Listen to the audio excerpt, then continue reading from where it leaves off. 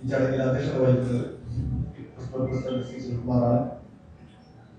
നന്ദി പ്രകാശിപ്പിക്കുന്നത് joint secretary M സന്തോഷാണ്. ഈ ബോധവൽക്കരണയുടെ പങ്കെടുക്കുന്ന മുഴുവൻ മാധ്യമ സുഹൃത്തുക്കളെയും സ്വാഗതം ചെയ്തുകൊണ്ട് അധ്യക്ഷ സ്ഥാനത്തേക്ക് ക്ഷണിക്കുന്നു.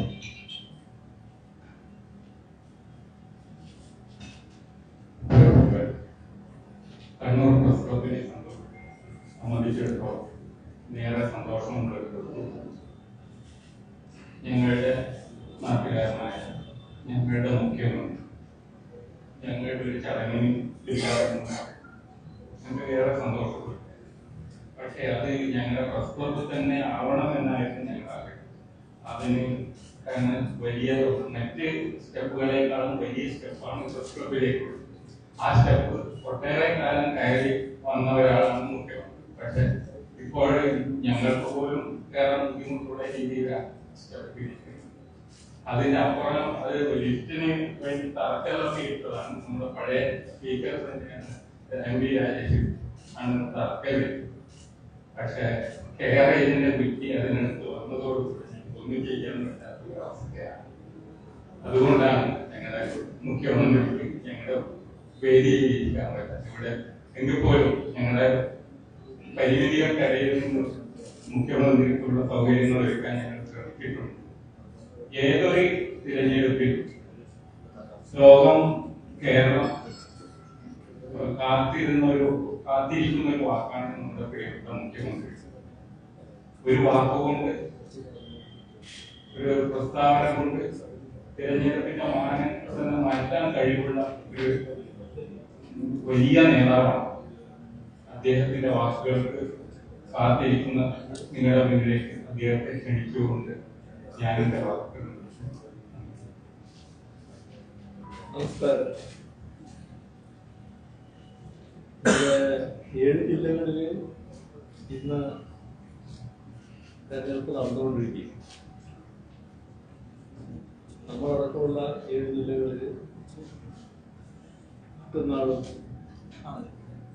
തെരഞ്ഞെടുപ്പ് നടത്താനിരിക്കുക. ഈ തെരഞ്ഞെടുപ്പിൽ തികഞ്ഞ ആത്മവിശ്വാസത്തോടെയാണ് LDF പ്രചരണ രംഗത്തേക്ക് ഇറങ്ങി. ഇത്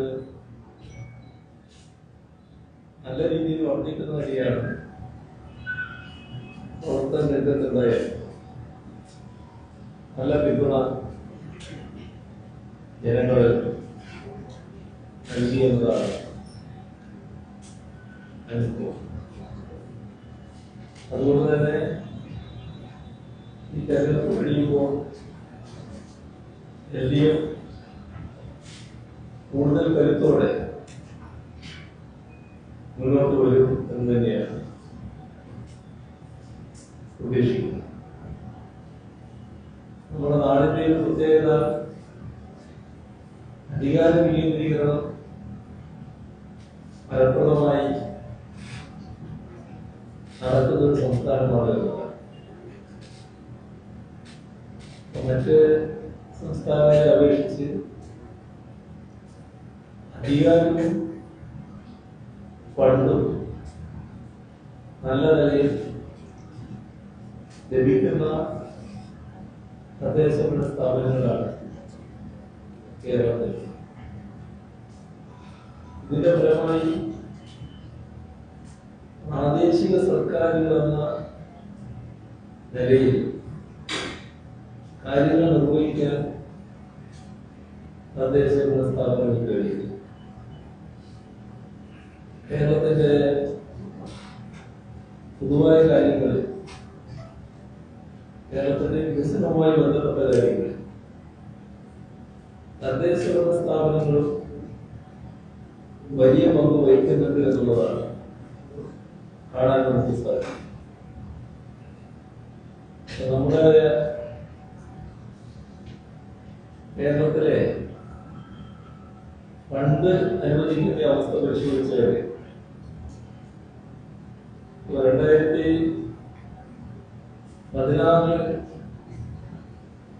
അധികാരത്തിൽ വന്ന LDF സർക്കാർ ആ 5 വർഷക്കാലം 52,648 കോടി രൂപയാണ് തദ്ദേശ സ്ഥാപനങ്ങൾക്ക് ഫണ്ടായി. ഇത് പിന്നീട് തുടർഭരണം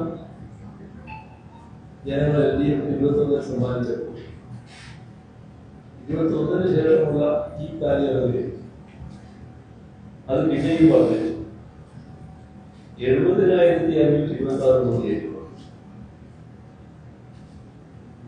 അപ്പോ 1,23,000 കോടി രൂപ നമ്മുടെ സംസ്ഥാനത്ത് തദ്ദേശ സ്ഥാപനങ്ങൾക്ക് LDF സർക്കാർ ഈ കാലയളവ് നൽകി. ഇത്രയും സംഖ്യ നൽകിയെന്ന് പറയുമ്പോൾ 2011 മുതൽ 16 വരെയുള്ള കാലയളവിൽ നൽകിയ സംഖ്യ എത്രയായിരുന്നുവെന്നും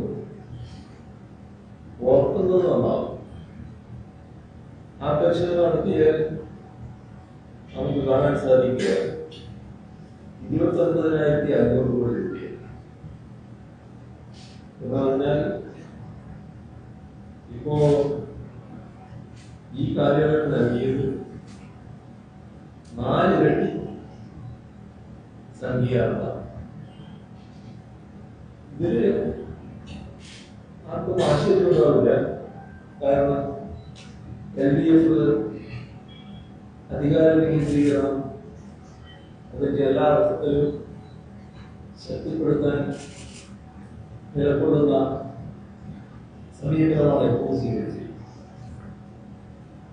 എല്ലാ ഘട്ടത്തിലും അത്തരമുള്ള നിലയിൽ നിന്ന് പുറകോട്ട് പോകുന്ന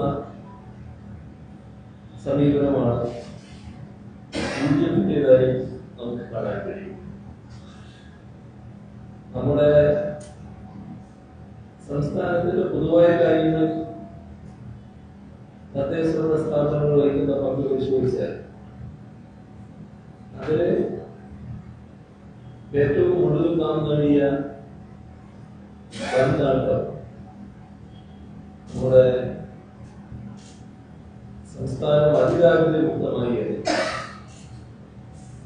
ആ അതിദാരിദ്ര്യ മുക്തമാകുന്നതിൽ സർക്കാരാണ് തീരുമാനിക്കുന്നത്. അതിന്റെ നടപടിക്രമങ്ങൾ സംസ്ഥാനത്ത് ആദ്യമേ തീരുമാനിച്ചു.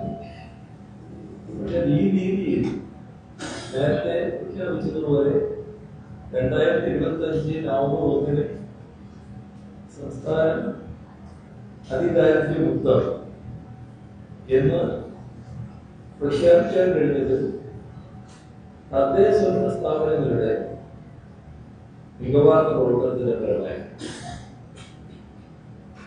നല്ല ആരോഗ്യകരമായ മത്സരമാണ് ഓരോ തദ്ദേശ സ്ഥാപനവും നടത്തി. അതിന്റെ ഭാഗമായി നമുക്ക് നല്ല അംഗീകാരം രാജ്യത്തിന്റെ മുന്നിൽ ലോകത്താകെ ലഭിക്കുന്ന സ്ഥിതിയുണ്ട്. കാരണം നമ്മുടെ സംസ്ഥാനം അതിദാരിദ്ര്യമുക്തമാവുക എന്ന് പറയുമ്പോൾ ഇന്ത്യ രാജ്യം ഏറ്റവും കൂടുതൽ ദരിദ്രമുള്ള രാജ്യമാണ്. രാജ്യത്തിന്റെ സാഹചര്യം വെച്ചാൽ ഇത് എളുപ്പമായി നടക്കുന്ന ഒരു കാര്യമാണ്. ഇപ്പൊ രാജ്യത്ത് ഒരു സംസ്ഥാനം ഇതിന് മുൻപ് ഇത്തരമൊരു കാര്യം ആലോചിച്ചിട്ടില്ല. ഈ കേരളം അതിദാരിദ്ര്യമുക്തമായതിനു ശേഷവും മറ്റേതെങ്കിലും ഒരു സംസ്ഥാനം അത്തരമൊരു കാര്യം ആലോചിച്ചതായി നമ്മൾ ആഗ്രഹിക്കില്ല. കേരളത്തിന് ഇത്തരം നേട്ടങ്ങൾ ഉണ്ടാക്കാൻ കഴിയുന്നത് നമ്മുടെ ജനങ്ങളുടെയും നാടിന്റെയും ഒരുമയോടുള്ള പ്രവർത്തനത്തിന്റെ ഭാഗമാണ്. നമുക്കറിയാം ഈ ഘട്ടത്തില് വലിയ തോതിലുള്ള നിസ്സഹകരണം കേന്ദ്ര ഗവൺമെന്റിന്റെ ഭാഗത്തുണ്ടായിരുന്നു. ആവശ്യമായ സഹായം ലഭിക്കാതിരുന്നില്ല. ചില ദുരന്തഘട്ടങ്ങൾ, അതും നൂറ്റാണ്ടിൽ തന്നെ ഏറ്റവും വലിയ പ്രളയമുള്ള കാര്യം വന്നപ്പോൾ തുടർന്നിങ്ങോട്ട് ഓരോ ഘട്ടത്തിലും ഏറ്റവും ഒടുവിൽ മുടക്കിയ ചുരുമല ദുരന്തമുണ്ടായിട്ടുണ്ട്. നമ്മൾ തീർത്തും അവഗണിക്കപ്പെടുകയുണ്ടായി. മാത്രമല്ല, സംസ്ഥാനത്തിന്റെ പ്രവർത്തനങ്ങൾക്ക് തടയിടുവാനുള്ള ഒട്ടേറെ തടസ്സങ്ങൾ കേന്ദ്രത്തിന്റെ ഭാഗത്തുണ്ടാവുകയും, അപ്പോ സാധാരണ രീതിയിൽ നമുക്ക് മുന്നോട്ട് പോകാൻ കഴിയാത്ത സാഹചര്യം. അതെല്ലാം ഉണ്ടായിട്ട് നമ്മുടെ നാടിന് നല്ല രീതിയിൽ അവയെല്ലാം അതിജീവിക്കാനും ഏത് രംഗപ്പെടുത്താനും അതെല്ലാം നല്ലതുപോലെ വിജയിച്ചു വരികയും ചെയ്തു എന്നാണ് കാണാൻ കഴിയുന്നത്.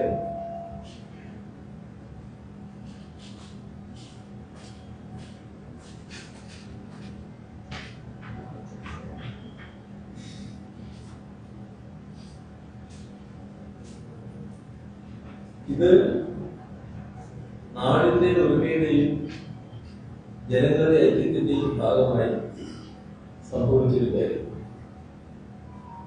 നമ്മുടെ കേരളത്തിലെ തദ്ദേശ സ്ഥാപനങ്ങൾ വളരെ സുദൃഢമായ നിലയിൽ പ്രവർത്തിക്കുന്നു എന്ന് പറയുമ്പോൾ ചിലയിടത്ത് ചില അപവാദങ്ങൾ നിലനിൽക്കുന്നുവെന്നും ഈ കൂട്ടത്തിൽ നാം കണ്ടുപോകേണ്ടതാണ്. നിർഭാഗ്യവശാൽ അതിലൊന്ന് ഇവിടെ തന്നെയാണ്. കണ്ണൂർ കോർപ്പറേഷന് മികവാർന്ന പ്രവർത്തനങ്ങൾ നടത്താൻ കഴിഞ്ഞില്ല എന്നതാണ് പൊതുവെ ഉണ്ടായിരുന്നു. അത് ഈ കഴിഞ്ഞ കാലങ്ങളിൽ കണ്ണൂരിൽ ഉണ്ടാകേണ്ട വികസനത്തിന് വലിയ പ്രയാസങ്ങൾ ഉണ്ടാക്കി. അതില് നല്ല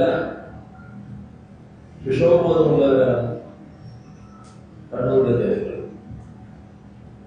ഇക്കാര്യത്തിൽ LDF കൃത്യമായ വാഗ്ദാനങ്ങൾ കണ്ണൂരിലെ ജനങ്ങൾക്ക് മുന്നിൽ നൽകി. എങ്ങനെ ആധുനിക കാലത്തെ ജീവിതം കണ്ണൂരിനെ വികസിപ്പിക്കാം, അതിലെന്തൊക്കെ ചെയ്യാൻ കഴിയും, ഇതാണ്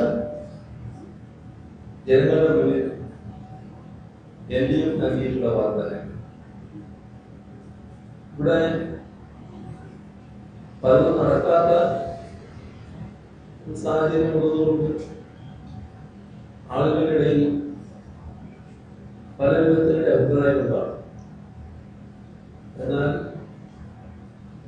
LDF ഒരു തരത്തിലുള്ള വീഴ്വാക്കുകൾ പറയാറില്ല. നടപ്പാക്കാനുള്ള കാര്യങ്ങളാണ് സാധാരണ ജനങ്ങളുടെ മുന്നിൽ വാഗ്ദാനങ്ങളായി നൽകാറ്. ആ ചുമതലാബോധത്തോടെ തന്നെയാണ് LDF കണ്ണൂർ കോർപ്പറേഷന്റെ കാര്യത്തിൽ എന്തൊക്കെ ചെയ്യും എന്ന് പറയുന്നത് തയ്യാറായിരുന്നു. അതിന്റെ അടിസ്ഥാനത്തിൽ കണ്ണൂരിലും ഇത്തവണ നല്ല മാറ്റം നാടിന്റെ വികസനത്തിന് ഇതൊന്നും ഇതിനുള്ള മാറ്റം സംഭവിക്കുമെന്ന് തന്നെയാണ് പൊതുവെ പ്രതീക്ഷിക്കുന്നത്. ഒരു കാര്യം ഉറപ്പാണ്, കേരളം LDFന് കൂടുതൽ കരുത്ത് പകരുന്ന വിധിയാണ് ഈ തെരഞ്ഞെടുപ്പിലൂടെ പൊതുവെ സംസ്ഥാനത്ത് നൽകാൻ പോകുന്നു. ഇതാണ് ആമുഖമായി പറയുന്നത്. ബാക്കി നിങ്ങൾക്ക് കാര്യങ്ങൾ ധാരാളം ജോലിക്കാരുണ്ടാവും, അതിന് വേണ്ടിയിരിക്കുകയാണ്.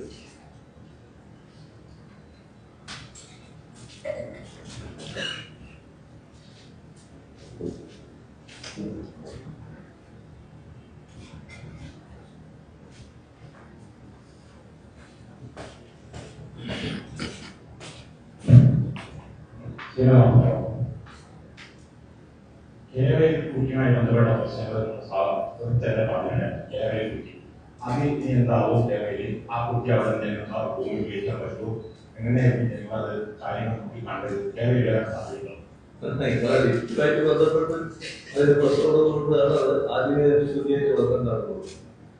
ഏതായാലും നമ്മുടെ നാടിന്റെ വികസനത്തിന് അങ്ങേയറ്റം സഹായകമായ ഒന്നായിരുന്നു ആ നിർദ്ദേശം. പക്ഷേ നമ്മുടെ അനുഭവത്തിൽ അതുമായി ബന്ധപ്പെട്ട് റെയിൽ പദ്ധതി നടപ്പാക്കുന്നതിന് കേന്ദ്ര ഗവൺമെന്റ് അനുമതി കൊടുക്കും. അപ്പോൾ കേന്ദ്ര ഗവൺമെന്റിന്റെ അനുമതിയോടെ മാത്രമേ റെയിൽ വികസനം സംസ്ഥാനത്ത് നടപ്പാക്കാൻ കഴിയുകയുള്ളൂ. ഒരു തെറ്റിദ്ധാരണയും സംസ്ഥാന സർക്കാർ ഉണ്ടായിരുന്നില്ല. കാരണം ഇതുപോലൊരു പദ്ധതിക്ക് ഒരു തടസ്സവും ഉണ്ടാകില്ല, അനുമതി വേഗത്തിൽ തന്നെ ലഭ്യമാകും എന്നെല്ലാമുള്ള ധാരണയും പ്രതീക്ഷയുമാണ് സർക്കാരിനുണ്ടായത്. പക്ഷേ മറ്റു കാരണങ്ങളാലല്ല, രാഷ്ട്രീയമായ നിലപാടുകൾ കാരണം അതിനുള്ള അനുമതി ലഭിക്കാതിരിക്കുകയാണ്. ഇനി അതിന് പ്രതീക്ഷ വെച്ചിട്ട് കാര്യമില്ല എന്നാണ് തോന്നുന്നത്. അതിന്റെ അർത്ഥം അത് ആകെ ഉപേക്ഷിക്കുന്നു എന്നല്ല, നമുക്ക് വേറെ വഴികൾ നോക്കേണ്ടതായിട്ട് വരും. അതാണ് ഇപ്പോൾ ഉള്ളത്.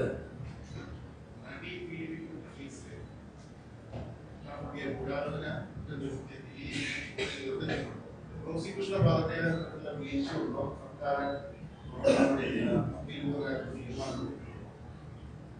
അല്ലെ, അതുമായി ബന്ധപ്പെട്ട് വിശദാംശങ്ങൾ വരാനിരിക്കുന്നില്ലേ. ഇപ്പോ ഒരു നിലപാട് വന്നു, ബാക്കി കാര്യങ്ങൾ കൂടി വരുമ്പോഴാണല്ലോ അതിന്റെ വിശദാംശങ്ങൾ മനസ്സിലാക്കാൻ കഴിയും. ഇതുമായി ബന്ധപ്പെട്ട് നമ്മുടെ പ്രോസിക്യൂഷൻ രംഗം നല്ല രീതിയിൽ തന്നെ കൈകാര്യം ചെയ്യുന്നു എന്നുള്ളതാണ് പൊതുവെ ഉണ്ടായ കാരണം. എല്ലാ ഘട്ടത്തിലും ആ കേസിന്റെ നടത്തിപ്പുമായി ബന്ധപ്പെട്ട് പൊതുസമൂഹവും നിയമവൃത്തങ്ങളുമെല്ലാം നല്ല അഭിപ്രായങ്ങളാണ് പ്രകടിപ്പിച്ചിട്ടുള്ളത്. ഒരു സർക്കാർ എന്ന നിലയ്ക്ക് ഇതുപോലുള്ള കാര്യങ്ങൾ കൃത്യമായ നിലപാട് സ്വീകരിക്കാൻ തയ്യാറാകുന്നുവെന്ന സന്ദേശം തന്നെയാണ് ആ കേസുമായി ബന്ധപ്പെട്ടുള്ള നടപടികൾ പൊതുവിലുണ്ടായിരിക്കുന്നത്. കേസിന്റെ വിധിയുമായി ബന്ധപ്പെട്ട പ്രശ്നങ്ങളിൽ അതിന്റെ നിയമപരമായ പരിശോധനകൾ നടത്തിയതിനു ശേഷമാണ് തുടർ നടപടികൾ എന്തൊക്കെ വേണമെന്ന് തീരുമാനിക്കാനാവും. ഏതായാലും ഒരു കാര്യം അസന്നിഗ്ധമായി വ്യക്തമാക്കാൻ ആഗ്രഹിക്കുകയാണ്. ഈ അതിജീവിത എല്ലാ ഘട്ടത്തിലും അവർക്ക് ആവശ്യമായ പിന്തുണ നൽകുന്നതിൽ സർക്കാർ പ്രതിജ്ഞാബദ്ധമായ നിലപാടാണ് സ്വീകരിച്ചത്. അതുതന്നെയാണ് ഇനിയും തുടരുക എന്നതാണ് വ്യക്തമാക്കാൻ.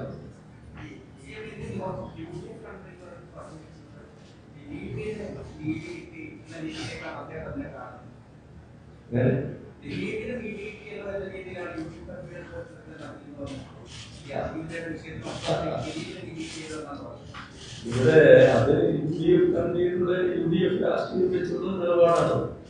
നമ്മുടെ പൊതുസമൂഹമൊന്നും അത്തരമൊരു പൊതുവിലയിരുത്തലാണ് എന്ന് തോന്നുന്നില്ല. പൊതുസമൂഹം ഈ കാര്യങ്ങളിൽ എല്ലാ ഘട്ടത്തിലും അതിജീവിതത്തിനൊപ്പം നിൽക്കുന്ന സമീപനമാണ് സ്വീകരിച്ചിട്ടുള്ളത്. ഗവൺമെന്റും ആ നില തന്നെയാണ് എടുത്തു പോകുന്നത്. നമ്മുടെ സംസ്ഥാനത്ത് വളരെ വിചിത്രമായ വാദഗതി UDF കൺവീനർ രേഖപ്പെടുത്തിയായി കാണുന്നു. അതിന് എന്തിനാണ് അപ്പീൽ പോകുന്നത്? അപ്പീൽ ഞാൻ പറഞ്ഞ നിയമപരമായി പരിശോധിച്ച് തീരുമാനിക്കേണ്ടതാണ്. പരിശോധന നടത്താൻ കിട്ടുന്നത്. പക്ഷെ അദ്ദേഹം വെബ്സൈറ്റിന് പറഞ്ഞു കഴിഞ്ഞു എന്തിനാണ് വേറെ വഴിയില്ലാത്തതുകൊണ്ടാണ് ഗവൺമെന്റ് അപ്പീൽ പോകുന്നത് ഒരുക്കിയത്. അത്തരം കാര്യങ്ങളിൽ നിയമപരമായ പരിശോധനകൾ നടന്നു. അതിനുശേഷം ആവശ്യമായ നടപടികൾ സ്വീകരിക്കുമെന്ന് തന്നെയാണ് ഇപ്പോഴും വ്യക്തമാക്കാറുള്ളത്. എന്തുകൊണ്ടാണ് അത്ര ബുദ്ധിമുട്ട് ഒരു പ്രതികരണം വന്നത് എന്നത് ഇത്ര ആലോചിച്ചിട്ട് വീഴുന്നില്ല.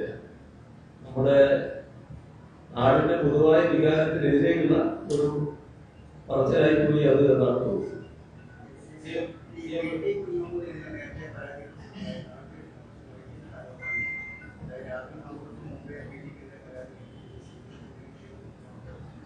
അത് ശരിയാണെന്ന് തോന്നുന്നില്ല. ഒരു ഇമെയിൽ സന്ദേശം എന്ന് പറഞ്ഞു.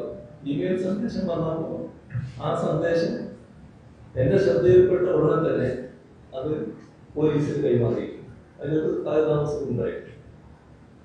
ഈ ദിലീപ് എന്ന മുന്നേ പരാതി CM-നെ അറിയിച്ചിരുന്നു. തന്നെ തനിക്കെതിരെ ഗൂഢാലോചന നടത്തുന്നു, പോലീസിനെ ഉന്നത പോലീസ് ഉദ്യോഗസ്ഥ ഗൂഢാലോചന നടത്തുന്നു എന്ന കാര്യങ്ങളൊക്കെ CM-നെ നേരത്തെ ദിലീപ് അറിയിച്ചിരുന്നു. എനിക്കങ്ങനെ ഓർമ്മയില്ല. അങ്ങനെ ഒരു നിവേദനം കിട്ടിയതായിട്ട് ഞാൻ ഓർക്കുന്നില്ല. അങ്ങനെ ഒരു ഗൂഢാലോചന അതിൽ ഉണ്ടോ? ദിലീപ് ഇന്നലെയും ആ രീതിയിൽ തന്നെയാണ് പറഞ്ഞത്. അങ്ങനെ സംശയിക്കുന്നുണ്ടോ? ദിലീപ് പറയുന്നത് എന്താണെന്ന് എനിക്ക് പറയാൻ കഴിയില്ല. അത് അദ്ദേഹം തന്നെ വ്യക്തത വ്യക്തമല്ല. എന്നെ അറിയിച്ചതായിട്ട് ഞാൻ ഓർക്കുന്നില്ല.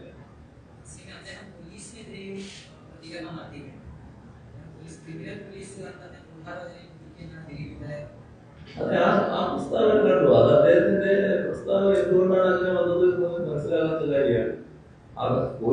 പോലീസിന്റെ മുന്നിൽ വന്ന തെളിവുകളുടെ അടിസ്ഥാനത്തിലാണല്ലോ കാര്യങ്ങൾ നീക്കുന്നത്.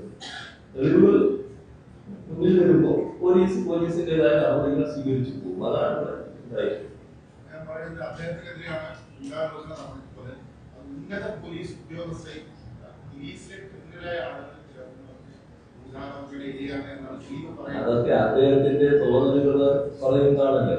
അതിന്റെ ഭാഗമായി അദ്ദേഹം ചില കാര്യങ്ങൾ ഇപ്പോൾ ന്യായീകരിക്കാൻ വേണ്ടി പറയുന്നതായി. പക്ഷെ നമ്മൾ കാണേണ്ടത് അന്വേഷണ ഉദ്യോഗസ്ഥർ സ്വീകരിച്ച നിലപാട് എന്തായിരുന്നു എന്നുള്ളത്. അന്വേഷണ ഉദ്യോഗസ്ഥരുടെ അന്വേഷണം ആരംഭിച്ച ഘട്ടത്തിൽ അവരുടെ മുന്നിൽ തെളിവുകളായിട്ട് ചില കാര്യങ്ങളുണ്ട്. ആ തെളിവുകൾ വരുന്നതിന്റെ അടിസ്ഥാനത്തിലാണ് അവർ നടപടികളിലേക്ക് നീങ്ങുന്നത്. യഥാർത്ഥത്തിൽ അന്വേഷണം ആരംഭിക്കുമ്പോൾ ഇന്നത്തെ കാലത്ത് നിങ്ങൾ പലരും തെളിവുകളുമായിട്ട് വരുന്നവരാണ്. അതല്ല അന്വേഷണ ഉദ്യോഗസ്ഥരെ സ്വാധീനിക്കുന്നത്. മാധ്യമങ്ങൾ പല കാര്യങ്ങളും റിപ്പോർട്ട് ചെയ്യുമ്പോഴും അതിന്റെ ഭാഗമായല്ല അന്വേഷണ ഉദ്യോഗസ്ഥർ നിലപാടുകൾ. അന്വേഷണ ഉദ്യോഗസ്ഥരുടെ അന്വേഷണത്തിന്റെ ഭാഗമായി അവരുടെ മുന്നിൽ വരുന്ന തെളിവുകൾ, ആ തെളിവുകളുടെ അടിസ്ഥാനത്തിലാണ് നിലപാടുകൾ വരുന്നത്. അതേതെങ്കിലും ഒരു വ്യക്തിക്കെതിരെയുള്ള ഗൂഢാലോചനയുടെ ഭാഗമാണ് കാണാൻ കഴിയില്ല. വന്ന തെളിവുകളുടെ അടിസ്ഥാനത്തിൽ പ്രോസിക്യൂഷന്റെ കാര്യവും കോടതിയുടെ കാര്യവും കോടതിയുടെ മുന്നിലുള്ള വാദങ്ങളുടെ കാര്യവും ഇപ്പൊ എനിക്ക് പറയാൻ കഴിയുന്നില്ല. അതിന്റെ മറ്റു വിശദാംശങ്ങൾ വന്നാലേ പറയാൻ പറ്റും. ഇപ്പൊ കോടതി എന്താണ് പറഞ്ഞത് എന്ന് നമ്മൾ കാണണം. അതിനുശേഷം അതിനെപ്പറ്റിയുള്ള വിലയിരുത്തലേ കാണും.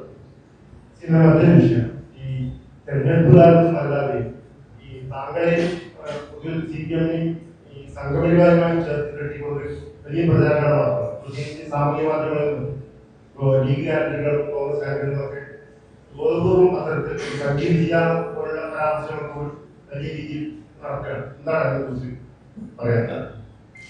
അതൊക്കെ നമ്മുടെ സംസ്ഥാനത്ത് ഇപ്പോൾ നടന്നുകൊണ്ടിരിക്കുന്ന ഒരു കാര്യമാണ്. അതിന് അടിസ്ഥാനമായി നിൽക്കുന്നത് നമ്മുടെ കേരളത്തിലെ ബഹുജനങ്ങള് UDF-നെ വലിയ തോതിൽ അംഗീകരിക്കുന്നില്ല എന്നതാണ്. അതിന്റെ ഭാഗമായി UDF-ന്റെ കൂടെയുള്ളവർ തന്നെ വൻതോതിൽ UDF-ൽ നിന്ന് ഒഴിഞ്ഞു പോകുന്ന നിലവിലുണ്ട്. അങ്ങനെ വരുമ്പോൾ കടന്നു വരണമെങ്കിൽ ഏതെങ്കിലും തരത്തിലുള്ള ഒരു പുതിയ മാർഗം വേണമെന്ന് അവർ കാണുക. പുതിയ ഏതെങ്കിലും ഒരു ശക്തിയെ ഒന്നിച്ചു കിട്ടുമെന്നാണ് അവർ നോക്കുന്നത്. അപ്പൊ അതിന് ശ്രമിച്ചപ്പോ പിന്നെ നിൽക്കുന്നത് സാധാരണഗതിയിൽ മുന്നണികളിലും ഭാഗമാകാൻ പറ്റാത്തത് എന്താണ്? അതായത് LDF-ന്റെ ഭാഗമായി നിൽക്കുന്ന പാർട്ടികളുണ്ട്, UDF-ന്റെ ഭാഗമായി നിൽക്കുന്ന പാർട്ടികളുണ്ട്. ഇതെല്ലാത്ത ജനങ്ങൾ കേരളത്തിലുണ്ട്. അതിൽ പലതും വർഗീയ തീവ്രവാദ നിലപാടുകൾ സ്വീകരിക്കുന്നത്. അപ്പൊ അങ്ങനെയുള്ളവരെ പരസ്യമായി കൂട്ടുചേർക്കാൻ വേണ്ട നിലപാടെടുക്കുകയാണ്. ജമാഅത്തെ ഇസ്ലാമിയെ അത് വെച്ചുകൊണ്ടാണ് ഒന്നിച്ചു കൂട്ടാൻ UDF കോൺഗ്രസും ലീഗും തയ്യാറാകുന്നത്. അങ്ങനെ തയ്യാറായപ്പോൾ അവർക്ക് ശുദ്ധിവസ്ത്രം നൽകാനുള്ള തത്രപ്പാടിലാണ് ഇപ്പോ UDF നേതാക്കൾ, കോൺഗ്രസിന്റെയും ലീഗിന്റെയും നേതാക്കൾ അവരെ കുറിച്ച് വലിയ തോതിൽ നല്ല വർത്തമാനങ്ങൾ പറഞ്ഞുകൊണ്ടിരിക്കുകയാണ്. പക്ഷെ അവർ പറയുന്നത് അനുസരിച്ച് തന്നെ അവരുടെ അണികൾ, പ്രത്യേകിച്ച് അണികളായിട്ടുള്ള മുസ്ലിം ബഹുജനങ്ങൾ ജമാഅത്തെ ഇസ്ലാമിയെ കുറിച്ചുള്ള ധാരണത്തിൽ ഒരു മാറ്റവും വരുന്നില്ല. കാരണം ജമാഅത്തെ ഇസ്ലാമി മുസ്ലിം ബഹുജനങ്ങളിൽ വലിയ തോതിൽ ഒറ്റപ്പെട്ടു പോയ ഒരു പ്രസ്ഥാനമാണ്. അതിനിടയാക്കിയത് അവരുടെ നിലപാട് തന്നെയാണ്.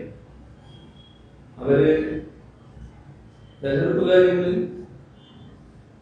വിശ്വസിച്ചവരല്ല, നമ്മുടെ രാജ്യത്തിന്റെ പൊതുവായ കാര്യങ്ങളിൽ അവർക്ക് താല്പര്യമുണ്ടായിരുന്നില്ല.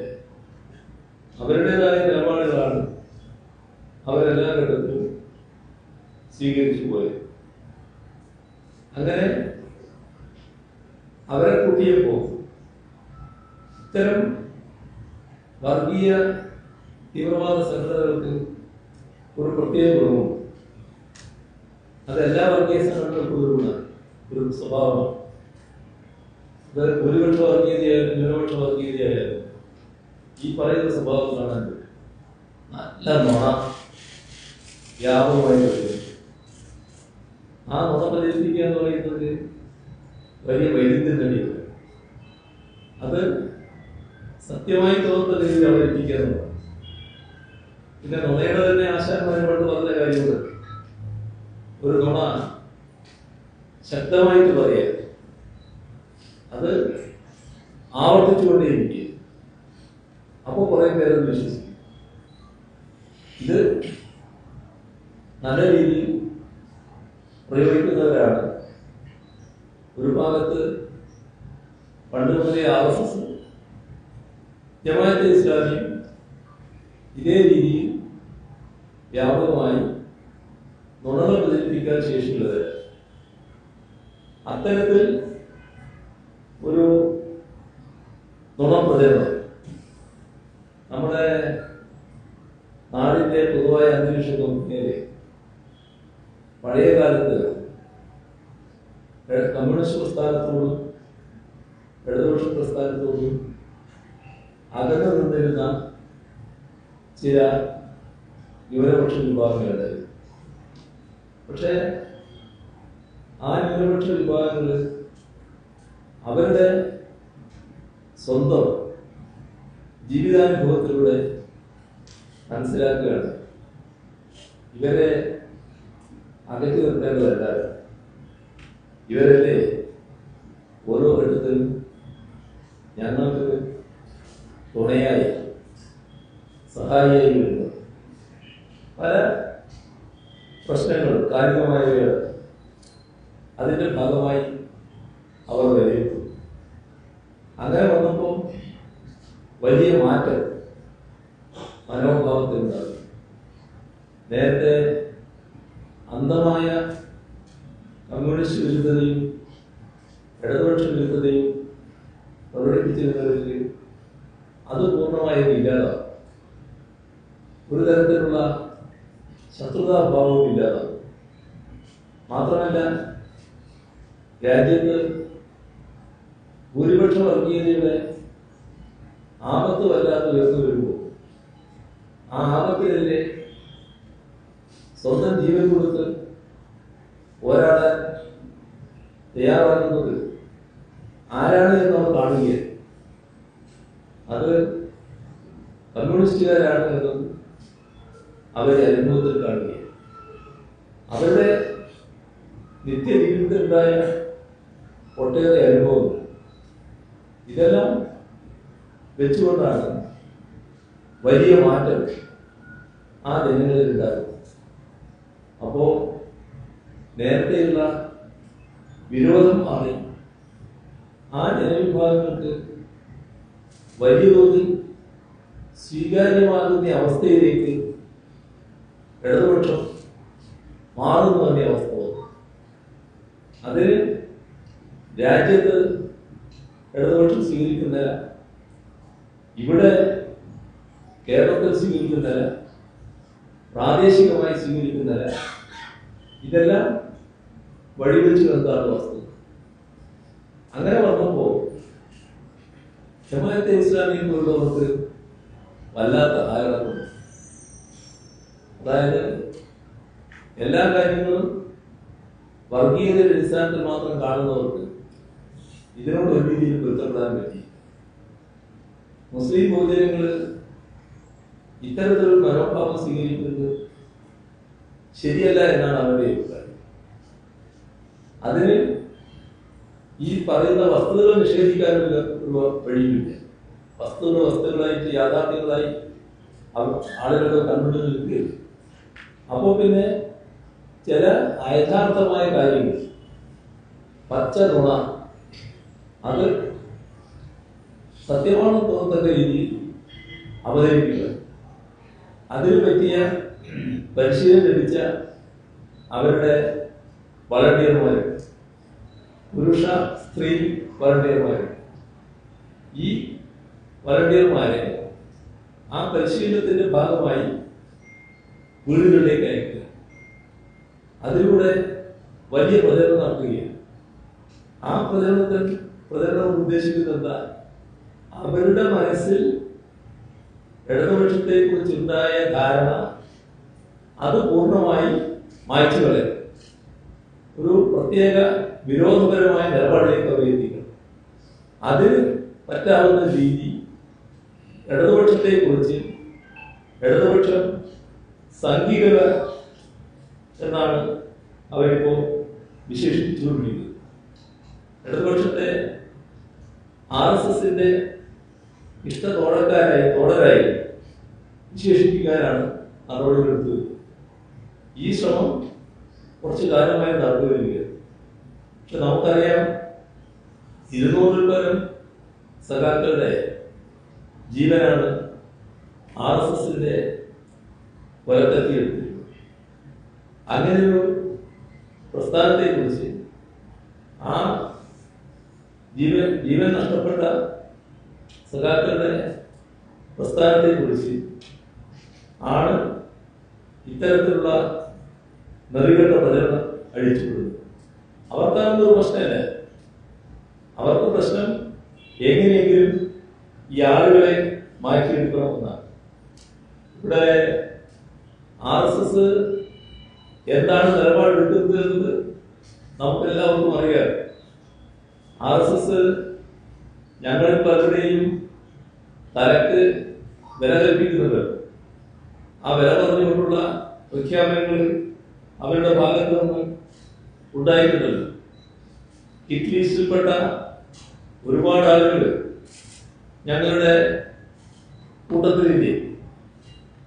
RSSന്റെ ഹിറ്റ് ലിസ്റ്റിൽ നേരത്തെ ഉണ്ടായിരുന്നത് ഇപ്പോഴും അതിന്റെ എല്ലാം നോക്കിക്കൊണ്ട് നടക്കുന്ന സഖാക്കളില്ലേ വലിയ തോതിൽ പരിക്കുകളേറ്റ് ആശ്ചര്യകരമായ രീതിയിൽ രക്ഷപ്പെട്ടു പോയ കുറേ സഖാക്കൾ ഞങ്ങളുടെ പ്രധാന പ്രവർത്തകരായി നേതാക്കളായി പ്രവർത്തിക്കുന്നില്ലേ. ഇവിടെ ഒന്നുകളിയാൻ തക്കപ്പാർത്തിരിക്കുന്ന ഒരു കൂട്ടര് അവര് ഞങ്ങളുടെ പല സഖാക്കളുടെയും കൈയും കാലും വെട്ടി നോക്കുന്നത് നമ്മൾ കണ്ടിട്ടില്ലേ. പക്ഷെ നാം കാണേണ്ടത് ഓരോ മരണവും ഓരോ രക്തസാക്ഷിത്വവും ഇതുപോലുള്ള അതിക്രൂരമായ പീഡനങ്ങളും എല്ലാം ഏറ്റുവാങ്ങുമ്പോൾ ഞങ്ങൾക്കെല്ലാം ഉണ്ടാകുന്ന വേദനയുണ്ടല്ലോ. ആ വേദന കടിച്ചമർത്തിക്കൊണ്ട് തന്നെ ഞങ്ങൾ തളർന്നുപോയിട്ടില്ല. ഇത്തരം കാര്യങ്ങൾക്കെതിരെ ശക്തമായ നിലപാട് സ്വീകരിച്ചുകൊണ്ട് തന്നെയാണ് ഞങ്ങൾ നീങ്ങിയിട്ടുള്ളത്. അപ്പോൾ RSSന്റെ വർഗീയ അജണ്ടക്കെതിരെ പോരാടാൻ ഏതറ്റം വരെയും പോകാൻ തയ്യാറാക്കുന്ന നിലയാണല്ലോ ഞങ്ങളുടെ ഭാഗത്തു നിന്ന് എല്ലാ ഘട്ടത്തിലും ഉണ്ടായിട്ടുള്ളത്. ഇവിടെ ഒരു കാര്യം എല്ലാവർക്കും വ്യക്തമായി അറിയാവുന്നതാണ്. ഞങ്ങള് RSSുമായി ഒരു ഘട്ടത്തിലും സന്ധി ചെയ്യാൻ പോയിട്ടില്ല എന്ന് ഈ കണ്ണൂരിന്റെ മണ്ണിൽ വെച്ച് വളരെ കൂടുതൽ അതിനെക്കുറിച്ച് ഞാൻ പറയേണ്ടതില്ല. എന്തൊക്കെയായിരുന്നു ഇവിടെ അനുഭവിക്കേണ്ടി വന്നിട്ടുള്ള കാര്യങ്ങൾ. അവര് വർഗീയ കലാപം കഴിച്ചു വിട്ടപ്പോ അതിന്റെ മുന്നിൽ നിസ്സംഗരായിരുന്നവരല്ല ഞങ്ങൾ. അതിന്റെ മുന്നിൽ ആകാവുന്ന രീതിയിൽ ഇറങ്ങിച്ചെന്ന് ആ കലാഭൂമിയിൽ ഇറങ്ങിച്ചെന്ന് കലാപം ശമിപ്പിക്കുന്നതിന് വേണ്ടിയുള്ള ഇടപെടലുകൾ നടത്തിയ ആ പങ്കാണ് ഞങ്ങൾ നിർവഹിച്ചിട്ടുള്ളത്. അതിനെതിരായവർക്ക് ആശ്വാസത്തിന്റെ തണലേകാനാണ് എല്ലാ ഘട്ടത്തിലും ഞങ്ങൾ ശ്രമിച്ചിട്ടുള്ളത്. ഇന്നലെ ഞങ്ങൾ അതാണ് ചെയ്തത്, ഇന്നും അത് തന്നെ ചെയ്യുന്നു, നാളെയും അത് തന്നെ ആവർത്തിക്കുകയും ചെയ്യും.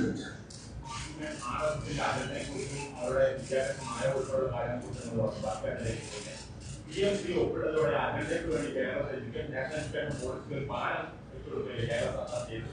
RSSന്റെ വർഗീയതയ്ക്ക് പോരാടുന്ന ഒരു വീഴ്ച തന്നെയാണ്.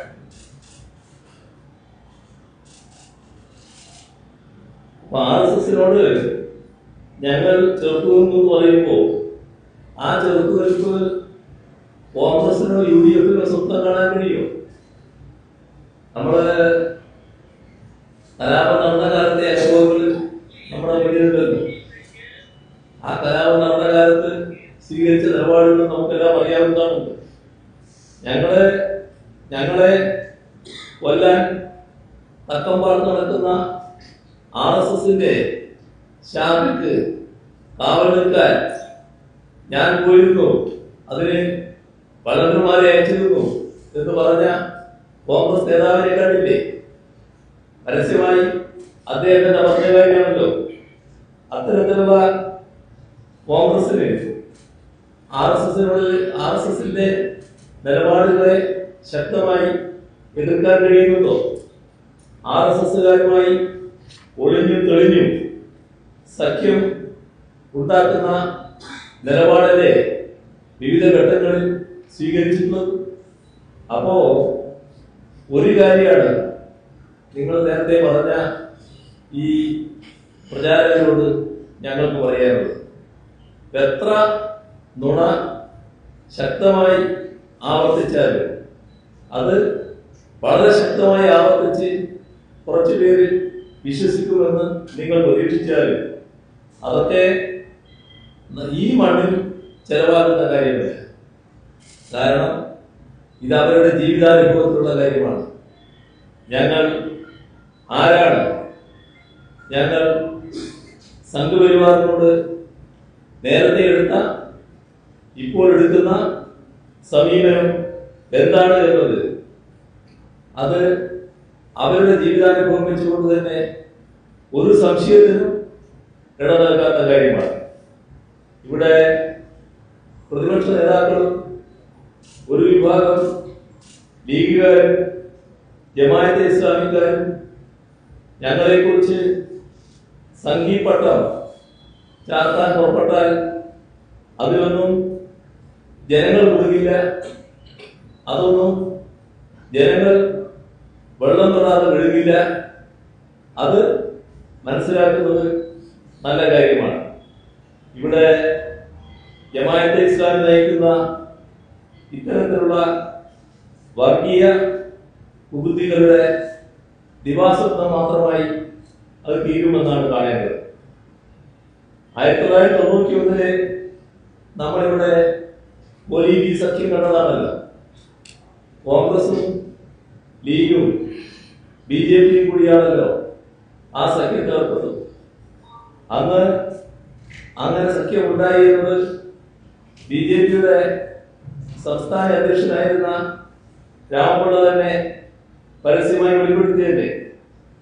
KT മാരാരുടെ ജീവചരിത്രത്തിലെ വെളിപ്പെടുത്തലുകളും പലരുടെയും ഓർമ്മയിലുള്ളതാണല്ലോ. അതൊന്നും കേരള രാഷ്ട്രീയത്തിന് അത്ര വേഗം മറന്നു പോകാൻ കഴിയുന്ന കാര്യമല്ല. ഇതില് ഇടനിലനിന്നത് താനായിരുന്നുവെന്ന് ഒരു ഘട്ടത്തിൽ മുൻ DGP ജയറാം പണിക്കർ തന്നെ വെളിപ്പെടുത്തിയതും ഓർമ്മയില്ലേ? ആ സഖ്യത്തിന്റെ നടത്തിപ്പുകാരായിരുന്നില്ലേ ചില മുസ്ലിം ലീഗ് നേതാക്കന്മാർ? അവര് ഇപ്പോ ഞങ്ങളെ സംഘികളാക്കാൻ ശ്രമിച്ചാൽ അത് വിലപ്പോകുന്ന കാര്യമാണോ? RSSകാരോടുള്ള സമീപനം ഏത് തരത്തിലായിരുന്നു എന്നത് നേരത്തെ മാറാട് കലാപത്തിന്റെ ഘട്ടത്തിൽ കണ്ട കാര്യമില്ലേ? അന്നത്തെ മുഖ്യമന്ത്രിയും മന്ത്രിസഭയിലെ അംഗവും കോഴിക്കോട് ഗസ്റ്റ് ഹൗസിൽ എത്തുന്നു. മന്ത്രിസഭയിലെ അംഗം കുഞ്ഞാലിക്കുട്ടി അദ്ദേഹത്തെ കോഴിക്കോട് ഗസ്റ്റ് ഹൗസിൽ ഇരുത്തുന്നു. എന്നിട്ട് മുഖ്യമന്ത്രി തനിച്ച് മാറാടേക്ക് സന്ദർശനത്തിന് പോകുന്നു. ഇത് RSS അനുവദിച്ച കാര്യം. RSSന്റെ അനുവാദമാണോ മുഖ്യമന്ത്രിക്കും മന്ത്രിക്കും അത്തരമൊരു സ്ഥലം സന്ദർശിക്കാൻ? അത് നാട് കണ്ട കാര്യമല്ലേ? അവിടെ ആ കടപ്പുറത്ത് ഞങ്ങൾ പോയല്ലോ. ആരെങ്കിലും അനുമതി വാങ്ങിയിട്ടാണോ? ആ ഘട്ടത്തിൽ പോയില്ലേ? ഞങ്ങൾക്ക് ഏതെങ്കിലും തരത്തിലുള്ള മുട്ടു പറയുന്നുണ്ടായോ? RSSനോട് ഞങ്ങൾ സ്വീകരിച്ച സമീപനം എന്ത് എന്നത് ഈ നാടിന് നല്ലതുപോലെ അറിയാവുന്ന കാര്യമല്ലേ? RSSകാർക്ക് അതും പോലീസിനെ ആക്രമിച്ച RSSകാർക്ക് സർക്കാർ സർവീസിൽ ജോലി കിട്ടാൻ വേണ്ടി അവരുടെ പേരിലുള്ള കേസ് പിൻവലിച്ചത് കോൺഗ്രസ് MLAയുടെ ശുപാർശയുടെ അടിസ്ഥാനത്തിൽ കഴിഞ്ഞ ഉമ്മൻചാണ്ടി സർക്കാരാണ്. ഇതൊന്നും മറന്നുപോകരുത്. പ്രവീൺ തൊഗാഡിയുടെ മുതലുള്ള പ്രസംഗം അന്ന് അതിനെ കേസെടുത്തു. ആ എടുത്ത കേസുകൾ പിന്നീട് പിൻവലിച്ചു. അത് ലീഗും കോൺഗ്രസും ഒന്നിച്ചു നിന്ന സർക്കാരായിരുന്നു എന്നതും നമ്മൾ മറക്കരുത്. ലീഗ് അതെല്ലാം നല്ലതുപോലെ ഓർക്കുന്നുണ്ടാവുമല്ലോ. RSS CPIM സംഘർഷം അവസാനിപ്പിക്കാൻ സർക്കാരിന്റെ തലവനെന്ന നിലയിൽ ഞാൻ മുൻകൈയെടുത്തു എന്നാണ് ഉന്നയിക്കുന്ന ഒരു ആക്ഷേപം. ഈ പദവിയിൽ ഇരിക്കുമ്പോൾ പുലർത്തേണ്ട ഉത്തരവാദിത്വം എന്താണെന്ന തിരിച്ചറിവ് സാധാരണക്കാർക്ക് എല്ലാവർക്കും ഉണ്ടാകും. ആ ഉത്തരവാദിത്വമാണ് ഞാൻ നിർവഹിച്ചിട്ടുള്ളത്. നാട്ടിൽ സംഘർഷം ഉണ്ടാവാതിരിക്കാൻ വേണ്ടി ആകാവുന്നത് ചെയ്യുക എന്നതാണ് അതിൻ്റെ കടമയാണ്. അതിൻ്റെ ഭാഗമായി അതിനെ തെറ്റായി ചിത്രീകരിക്കാൻ ശ്രമിച്ചാൽ അതൊന്നും യേശുന്ന കാര്യമല്ല. കേരളത്തിന്റെ ജീവൻ പ്രധാനമായ വിഷയങ്ങൾ കേന്ദ്ര ഗവൺമെന്റിന്റെ ശ്രദ്ധയിൽപ്പെടുത്താൻ പ്രധാനമന്ത്രിയെയും കേന്ദ്രമന്ത്രിമാരെയും കാണാൻ പോകുന്നത് അത് നാടിന്റെ താല്പര്യത്തിന് വേണ്ടിയാണ്. ഓരോ ഘട്ടത്തിലും അത് ചെയ്യേണ്ടതായിട്ട് വരും. അവരുമായി ഔദ്യോഗിക കൂടിക്കാഴ്ചകൾ എല്ലാ ഘട്ടത്തിലും തുടരേണ്ടതായിട്ട് വരും. നമുക്ക് തിക്തമായ അനുഭവങ്ങൾ ഉണ്ടാവും. നമുക്ക് ആവശ്യമായ സഹായം ലഭിക്കാത്ത തിക്തമായ അനുഭവങ്ങൾ. പക്ഷേ ആ ഒരു അനുഭവത്തിന്റെ അടിസ്ഥാനത്തിൽ ഇനിയൊരു ഘട്ടത്തിലും നിങ്ങളുമായി ഒരു ബന്ധപ്പെടലുമില്ല എന്ന നിലപാടെടുത്ത് പോകാൻ പറ്റുമോ? അപ്പോ പിന്നെയും ബന്ധപ്പെടേണ്ടി വരും. മുണ്ടക്കൈ ചുരുമല നമ്മൾ പ്രതീക്ഷിച്ചതുപോലെ ഉണ്ടായില്ല. മുണ്ടക്കൈ ചുരുമല നിർത്തം വന്നപ്പോ നമ്മൾ എല്ലാവരും പ്രതീക്ഷ എന്താ? പ്രധാനമന്ത്രി വന്നു, സംസാരിച്ചു, നേരത്തെ ഉള്ളതായിരിക്കില്ല, ഇപ്പൊ കിട്ടിയോ? കിട്ടിയില്ല.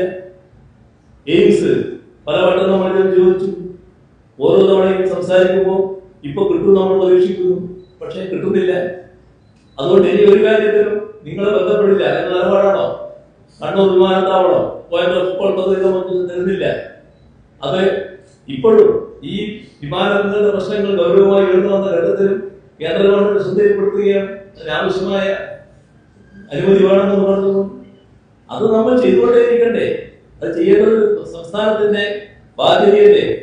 അതാണ് ഔദ്യോഗിക കൂടിക്കാഴ്ചകളിലൂടെ നിർവഹിക്കുന്നത് എന്നത് നാം കാണേണ്ടതായിട്ടുണ്ട്. ജമാഅത്തെ ഇസ്ലാമിയുടെ സ്വാധീന വലയം ലീഗിൽ വലിയ തോതിൽ രൂഢമൂലമാവാൻ പോവുകയാണ്. അതിന്റെ ഭാഗമായാണ് ഇത്തരം പ്രചരണങ്ങൾ നടത്തുന്നത്. അവര് തലശ്ശേരി കലാപത്തിന് വിധിയെതിർ കമ്മീഷൻ റിപ്പോർട്ട് അതൊന്നും ഓർമ്മിക്കേണ്ട കാര്യമില്ലെങ്കിലും ഒന്ന് എടുത്ത് വായിക്കുന്നത് നന്നായിരിക്കും. ലീഗ് നേതാക്കള് അന്ന് മന്ത്രിമാരായിരുന്നു. അവിടുത്തെ ന്യൂനപക്ഷങ്ങളെ സംരക്ഷിക്കാൻ ചെറുവിരൽ അനക്കിയ അനുഭവം ആ മന്ത്രിമാരുടെ ഭാഗത്ത് നിന്നുണ്ടായിട്ടില്ല. രാജ്യത്താകെയും കേരളത്തിലും എവിടെയും ഞങ്ങൾക്ക് ഒരു നിലപാടേയുള്ളൂ. ആ നിലപാട് വർഗീയതയ്ക്കെതിരാണ്. ഏത് വർഗീയതയും അംഗീകരിക്കുന്ന നിലപാട് ഞങ്ങൾക്കില്ല. എല്ലാ വർഗീയതയും എതിർക്കുന്ന നിലപാടാണ്. സംഘപരിവാറിന്റെ ഫാസിസ്റ്റ് രീതികൾക്കെതിരാണ് ഞങ്ങൾ എല്ലാ ഘട്ടത്തിലും. ഞങ്ങളെ അടിച്ചമർത്താനും അതിന്റെ ഭാഗമായി ഞങ്ങൾ ഇല്ലാതാക്കാനുമെല്ലാമുള്ള ശ്രമം സംഘപരിവാർ കേരളത്തിൽ വലിയ തോതിൽ നടത്തിക്കൊണ്ടിരിക്കുകയാണ്. അതിനെ ഞങ്ങൾ ശക്തമായി തന്നെ എതിർക്കുന്നു. എന്നാൽ സംഘപരിവാർ കേരളത്തിൽ നടത്തുന്ന കുത്സിത നീക്കങ്ങൾ, അത്തരം നീക്കങ്ങൾക്കെതിരെ അരേ അക്ഷരം സംസാരിക്കാൻ കോൺഗ്രസിന്റെയോ ലീഗിന്റെയോ നേതാക്കൾ തയ്യാറാകുന്നുണ്ടോ? പലപ്പോഴും അത്തരം നീക്കങ്ങളെ പിന്താങ്ങുന്ന സമീപനമാണ് സ്വീകരിച്ചു പോകുന്നത് എന്നെ അനുഭവം. അപ്പോ ഞങ്ങളെ കുറിച്ച് എന്ത് ആക്ഷേപം ഉന്നയിച്ചാൽ ഇത്തരത്തിലുള്ള ആക്ഷേപങ്ങൾ വർഗീയതയുടെ ഭാഗമാണ് എന്ന ആക്ഷേപം ഉന്നയിച്ചാൽ അതൊന്നും നാട്ടുവേശുന്ന കാര്യമല്ല. പകല് കോൺഗ്രസും രാത്രി RSSഉം ആയി നടക്കുന്നവരുണ്ട് എന്ന് കോൺഗ്രസിലെ ചില നേതാക്കൾ കോൺഗ്രസുകാരെ പറ്റി പറഞ്ഞതാണ് ഇപ്പൊ നമ്മൾ ഓർക്കേണ്ടത്. ജമാഅത്തെ ഇസ്ലാമി സ്ഥാനാർത്ഥികളെ പാണക്കാട് നിന്ന് പ്രഖ്യാപിക്കുന്ന നിലവരെ ഉണ്ടാകുന്നുവെന്ന് വരുമ്പോ എവിടത്തേക്കാണ് കാര്യങ്ങൾ എത്തുന്നത് എന്ന് അവർ തന്നെ ചിന്തിക്കേണ്ട കാര്യമാണ്. ഇവിടെ ജമാഅത്തയുടെ വർഗീയത അത് നല്ല സ്വീകാര്യതയുടെ ഒന്ന് എന്ന് പറയുന്നത് എന്തുകൊണ്ടാണ്? 4 വോട്ട് അതിന്റെ ഭാഗമായി കിട്ടുമെങ്കിൽ നല്ലതാണ് എന്നാണ്. പക്ഷേ കാണേണ്ട കാര്യം അത് നമ്മുടെ നാടിനുണ്ടാകുന്ന ആപത്താണ്. ആ ആപത്ത് ചെറുതായിരിക്കില്ല എന്നത് തിരിച്ചറിയാൻ കഴിയണം. അത് നിങ്ങൾക്ക് തന്നെ നാശകരമായി സംഭവിക്കും. ഇപ്പോ ഇന്ത്യൻ യൂണിയൻ മുസ്ലിം ലീഗ് എന്ന പാർട്ടി ജമാഅത്തെ ഇസ്ലാമിയെ കാര്യങ്ങൾ നടത്താൻ വേണ്ടി ഏൽപ്പിച്ചു കൊടുത്താൽ അത് ഇന്ത്യൻ യൂണിയൻ മുസ്ലിം ലീഗിനെ വിഴുങ്ങുന്ന അവസ്ഥയിലേക്ക് എത്തും. അത് നാടിന് ഗുണകരമായിരിക്കുമോ എന്ന് പാർട്ടി എന്ന നിലക്ക് മുസ്ലിം ലീഗും ആലോചിക്കുന്നതാണ്. മഹാത്മാഗാന്ധിയുടെ പൈതൃകം അവകാശപ്പെടുന്ന കോൺഗ്രസും ഇത്തരത്തിലുള്ള വർഗീയ സംഘടനകളെ വൻതോതിൽ പ്രോത്സാഹിപ്പിക്കുന്നത് എത്രമാത്രം ആത്മഹത്യാപരമാകും എന്ന് ചിന്തിച്ചാൽ മതി. ഇവിടെ ഞങ്ങളിൽ ആർക്കും സംഘീ കുപ്പായം പാകമാകില്ല എന്നതാണ് വ്യക്തമാക്കാനുള്ളത്. അത് കൃത്യമായി ഫിറ്റാകുക. ശാഖക്ക് കാവൽ നിന്നവർക്കായിരിക്കും, അവരുടെ സംരക്ഷകർക്കായിരിക്കും, അവരുടെ RSSകാരുടെ കേസുകൾ പിൻവലിച്ചു കൊടുത്തവർക്കായിരിക്കും, കർഷകർക്ക് ഒത്താശ ചെയ്തവർക്കായിരിക്കും, RSSന്റെ ഗോൾവാൾക്കറുടെ ചിത്രത്തിന് മുന്നിലൊക്കെ വണങ്ങുന്നവർക്കുമായിരിക്കും. അതൊന്നും ഞങ്ങൾക്ക് ഒരു തരത്തിലും യേശില്ല എന്നതാണ് ഞങ്ങൾക്കതുമായി വ്യക്തമാക്കാനുള്ളത്.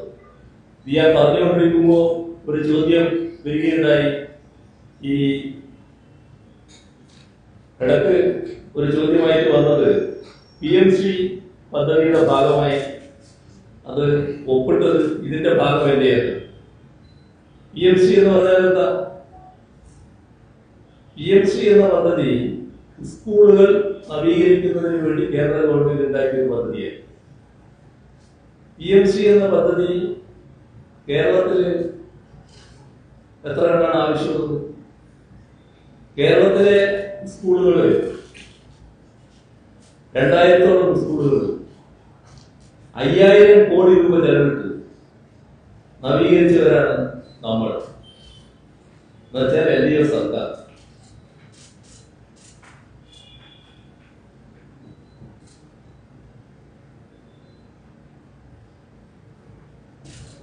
ആ PMC പദ്ധതി ഇവിടെ നടപ്പായില്ലെങ്കിൽ കേരളത്തിൽ ഒന്നും സംഭവിക്കാനില്ല. കാരണം കേരളത്തിലെ സ്കൂളുകൾ നമ്മൾ തന്നെ നവീകരിച്ചിട്ടുണ്ട്. അതുകൊണ്ടാണ് പൊതുവിദ്യാഭ്യാസ മേഖലയിൽ ഇന്ത്യ രാജ്യത്ത് തുടർച്ചയായി 1-ാം സ്ഥാനം കേരളത്തിൽ ലഭിച്ചുകൊണ്ടിരിക്കുന്നത്. അതൊക്കെ വസ്തുതയല്ലേ, നമ്മുടെ മുന്നിലുള്ള വസ്തുതകളല്ലേ.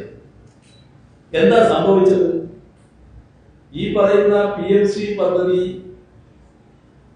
എല്ലാ സംസ്ഥാനങ്ങളിലും ഏറ്റെടുക്കണമെന്നാണ് കേന്ദ്ര ഗവൺമെന്റ് ആഗ്രഹിക്കുന്നത്.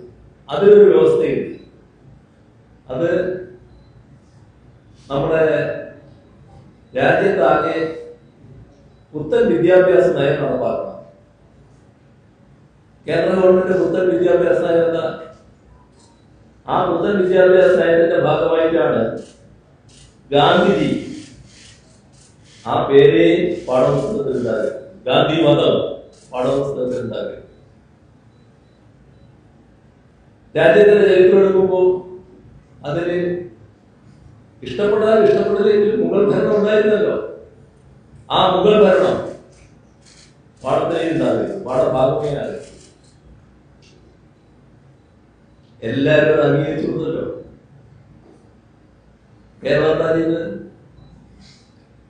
കേരളം ഏതെല്ലാം ഒഴിവാക്കാൻ കേന്ദ്രം നിർദ്ദേശിച്ചോ ആ പാഠഭാഗങ്ങളെല്ലാം ഇവിടെ പ്രത്യേകം തയ്യാറാക്കിക്കൊണ്ട് കുട്ടികൾക്ക് കൊടുക്കുന്ന നിലയുണ്ടായി. അതാണ് RSS നിലപാടിനോടുള്ള കേരളത്തിന്റെ പ്രതികരണം, LDFന്റെ പ്രതികരണം, LDF സർക്കാരിന്റെ പ്രതികരണം. കൃത്യമായി കുട്ടികളെ പഠിപ്പിക്കുന്നതാണ്. അപ്പോ പുത്തൻ വിദ്യാഭ്യാസ നയം അതേപോലെ നടപ്പാക്കുക എന്നതിന് കേരളമില്ല. എന്നാൽ രാജ്യത്ത് നമ്മുടെ രാജ്യത്തെ വലിയൊരു പാർട്ടിയാണല്ലോ കോൺഗ്രസ്. ആ കോൺഗ്രസ് ഭരിക്കുന്ന ചില സംസ്ഥാനങ്ങളിലുണ്ടല്ലോ, കോൺഗ്രസ് നേതൃത്വം കൊടുക്കുന്ന സംസ്ഥാനങ്ങൾ. നേരത്തെ ഭരിച്ച സംസ്ഥാനമുണ്ട്, ഇപ്പോഴും ഭരിക്കുന്ന സംസ്ഥാനം. നേരത്തെ ഭരിച്ച സംസ്ഥാനം PMC വന്നതിന് ശേഷം നേരത്തെ ഭരിച്ച സംസ്ഥാനം, ഇപ്പോൾ ഭരിക്കുന്ന സംസ്ഥാനം. ഏതെങ്കിലും ഇടത്ത് ഈ PMC നടപ്പാക്കാതിരുന്നുണ്ടോ? എല്ലായിടത്തും നടപ്പാക്കി. എല്ലായിടത്തും നടപ്പാക്കി അതിന്റെ ഫണ്ട് വാങ്ങി കാര്യങ്ങൾ നിർവഹിച്ചു. കേരളത്തിൽ വന്ന പ്രശ്നം എന്താ? കേരളത്തിൽ PMC പദ്ധതി നടപ്പാക്കിയില്ലെങ്കിലും ഒരു വിഷമമില്ല എന്ന് ഞാൻ പറഞ്ഞു. നമ്മളെ വിഷമിപ്പിച്ച കാര്യം ഇതുമായി ബന്ധപ്പെട്ട് സർവശിക്ഷാ അഭിയാന്റെ ഭാഗമായിട്ടുള്ള ഫണ്ട് നമുക്ക് ലഭിക്കുന്നത് നമ്മുടെ കേരളത്തിലെ പൊതുവിദ്യാഭ്യാസ മേഖലയിൽ പല കാര്യങ്ങളും ആ ഫണ്ട് നാം ഉപയോഗിക്കുന്നു. ആ ഫണ്ട് തടഞ്ഞു വെച്ചു. അത് കാലാകാലമായി കിട്ടിക്കൊണ്ടിരിക്കുന്ന കാര്യമാണ്. ഇപ്പൊ കിട്ടുന്നതല്ല, എത്രയോ കാലമായി കിട്ടിക്കൊണ്ടിരിക്കുന്ന കാര്യമാണ്. PMC ഒപ്പിട്ടില്ലെങ്കിൽ ഈ ഫണ്ട് നൽകില്ല എന്ന നിലപാട്. അതാണ് നമ്മളെ വിഷമിപ്പിച്ചത്. PMC ഉണ്ടായില്ലെങ്കിൽ ഒരു കാര്യം സംഭവിക്കാനില്ല. നമ്മളെല്ലാ സ്കൂളുകളും നന്നാക്കി. പക്ഷെ ആ സ്കൂളിലെ ഉച്ചക്കഞ്ഞിയുടെ അടക്കം ഒരു വിഹിതം കേന്ദ്ര ഗവൺമെന്റ് ലഭിക്കേണ്ടതാണ്. അവിടെയുള്ള സ്കൂളുമായി ബന്ധപ്പെട്ട പല കാര്യങ്ങളും ഈ പറയുന്ന ഫണ്ട് നമുക്ക് ലഭിക്കേണ്ടതായിരിക്കും. പലതിനും പ്രയാസം വരികയാണ്. പട്ടികവർഗ വിദ്യാർത്ഥികളുടെ സഹായത്തിനടക്കം വിഷമം വരിക. ഇത് നമ്മളെ ശ്വാസം കൊണ്ടിരിക്കുന്ന അവസ്ഥയെ നമ്മുടെ കയ്യിൽ ആവശ്യത്തിന് അത്രയധികം പണമില്ലാതെ ഇതാണ് നമ്മളെ അലോസരപ്പെടുത്തിയ കാര്യം. നമ്മൾ കേരളത്തിൽ LDF പൊതുവായിരിക്കുന്ന നയമുണ്ട്. ആ നയം പുത്തൻ വിദ്യാഭ്യാസ നയത്തെ അനുകൂലിക്കുന്നതല്ല. അത് ഇടതുപക്ഷത്തിനും LDFനും വ്യക്തതയോടെയുള്ള സമീപനമാണ്. അതിന്റെ ഭാഗമായി തന്നെ പുത്തൻ വിദ്യാഭ്യാസ നയം ഏത് രൂപത്തിൽ വന്നാലും ഇവിടെ അംഗീകരിക്കപ്പെടില്ല.